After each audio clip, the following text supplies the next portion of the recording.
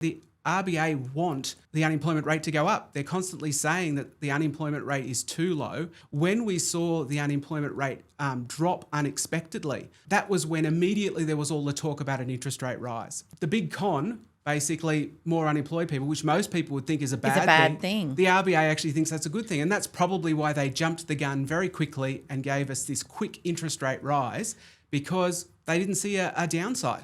I do want to start with the RBA decision on interest rates. It's what's dominating the news at the moment. But can you tell us why inflation data came in higher than expected? Well, most of it was just one-off effects and strange anomalies in the data. So we've moved from quarterly to monthly data, and there's a lot of noise in the data at the moment. But the big driver more recently in the increase, particularly in the December, was an increase in the price of overseas and domestic holidays. I kid you not. December, who would have thought accommodation prices go up during the holidays? Unthinkable. In fact, all of the increase in the month of December was pretty much driven by overseas holidays becoming more expensive in particular, and to a lesser extent, domestic holidays. Yep. And so we saw this big jump in inflation. Now, obviously, what's going to happen after the holiday season ends? Prices are going to go back down, right? Yep. So should the RBA be concerned, or should anybody be concerned that holiday prices have gone up? No. Even if they were a permanent increase in holiday prices, well, that's a pretty discretionary spend. Should we be concerned enough to increase interest rates because we're worried that, people are having to travel to Europe and it's costing them a bit more? Costing them more. Not exactly a cost of living crisis. No, exactly right. And also we've got the ending of some energy subsidies around electricity, which they knew was coming. So again, there's a little bit of a bump there. Again, not an ongoing thing. Where we actually saw some underlying inflation, it was mostly because of an increase in household spendings, because we've seen a couple of interest rate cuts. Households were finally able to breathe a bit and spend a little bit more. But also we saw a bump in private investment, and private investment is usually a good thing. But the RBA was saying that was part of the cause of the increase in demand and hence the increase in inflation. And most of that increase in demand was actually building data centers. It was a very specific area, building data centers for AI. So AI slop, right, is not only sucking in enormous amounts of electricity. Not only ruining your Google search. Not only ruining your Google search, not only, they not only cost a lot of water to run, but they're also now pushing up interest rates, according to the RBA. Jesus. So did the RBA make the wrong call here, Matt, by increasing interest rates? I think they did. I think they rushed this. And that's really, really interesting, because you might remember, Eb, I came on last year a lot and said that the RBA were too cautious. They were waiting too long for information. They were very reluctant to cut rates.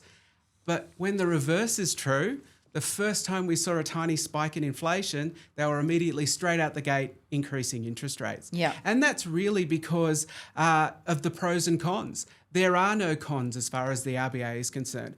What the RBA fears most is the market saying that they're not serious about inflation, or the government or people generally not saying they're serious about inflation. That's what they fear. If they go too fast, the cons are that the economy will slow down and unemployment will go up. Well, that's not a con to the RBA. The RBA want the unemployment rate to go up. They're constantly saying that the unemployment rate is too low, and they want more excess capacity in the economy, and they want to see the unemployment rate rise. When we saw the unemployment rate drop unexpectedly last month, that was when immediately there was all the talk about an interest rate rise. So, the big con, basically more unemployed people, which most people would think is a bad thing. The RBA actually thinks that's a good thing. And that's probably why they jumped the gun very quickly and gave us this quick interest rate rise, because they didn't see a downside. So can you just explain for people who aren't economists why the RBA cares so much about the unemployment figure, and why they think bigger unemployment, more people not having a job, is what the RBA is looking for here? What's the impact that they're looking for? Inflation is caused, the RBA thinks, by a lack of capacity in the economy. So they think that basically businesses are out there looking for workers. There's not enough workers for them to find, so that they're forced, in inverted commas, to lift wages, increase wages, which again, the RBA sees as a bad thing. The rest of us might think that wages going up is a good thing. But wages are a cost to businesses. So businesses put up their prices go up, and inflation. So it's not actually low unemployment that the RBA should be concerned about. It's increasing wages. But they take the two as the same thing. Even though none of the ABS data shows wages increasing rapidly. So every time the unemployment rate goes down, the RBA is worried that we don't have enough workers, we have a shortage of workers, and wages are going to suddenly start increasing. Yeah. We have seen and people no will evidence. just have too much money to spend. They will have too much money to spend. We have seen no evidence of any of this in the actual data. But despite that, the RBA is utterly convinced, because their view of the economy is fixed and was set in 1980 and refuses to change. And in fact, the RBA review that we had a few years back criticised them for this. Because their point of view is utterly fixed, they are super worried that there is not enough capacity in the economy, particularly in labour market, that there's not enough workers. And so therefore they think that more unemployed workers means that workers won't be able to negotiate higher pay rises, that businesses will see lots of unemployed workers to choose from and will have no trouble hiring workers. Right. So in the news in the last couple of days, Labor's opponents in politics, and I guess in the media as well, have really been pointing fingers at government spending as the problem here and the source of inflation. You've talked about a couple of different reasons for the inflation figures going up. Is there any truth to that? Yeah, look, I talked about all the possible reasons and none of them was the government, and that's because the RBA hasn't pointed to government spending as a problem. And the big problem with these opponents pointing to government spending is government spending is actually falling back. It's decreasing. At the very time inflation is increasing, government spending is going down. What is going up, as the RBA pointed out, which bits of demand are suddenly increasing? Well, that's household spending and private investment. And they have nothing to do with the government, right? Yeah. And so, no, there is no truth in the matter. And look, if you talk to economists, none of the economists are saying, oh, it's all government spending. It's really the opponents of the government. I've got lots of criticisms of the current government, but their current spending is not causing this inflation. Right. So after the election, Treasurer Jim Chalmers really suggested that the primary focus of the government when it came to economic reforms was going to shift from controlling inflation to boosting productivity.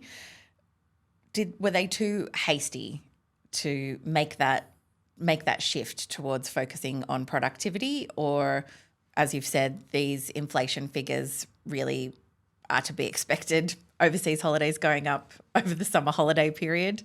The government's approach here, are they focused on the right things?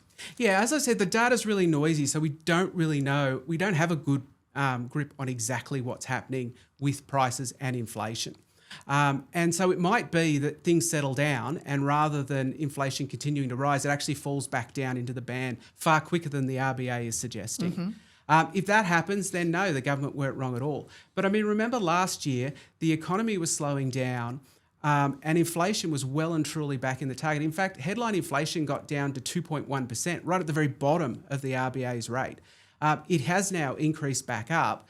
But look, were they too quick to declare that, inflation was under control? I don't think so. I think that there has been a general trend across all of the world for inflation to come back down. There are kind of noise in the data and a weird kind of leftover issues that are working themselves out. But most of this was to be expected. And so no, I don't think that inflation is going to be the huge issue that people are suddenly worried about right now. Thanks for watching. If you'd like to keep up to date with all our latest research and work, sign up to our newsletter. Delivered every fortnight, it includes behind-the-scenes updates from Richard Dennis, an exclusive cartoon from Judy Horacek, details for our upcoming events and webinars, as well as explainers, graphs, and not to mention the latest cutting-edge research and analysis from the team here on the key issues that are facing Australia. Click the button on your screen to check it out.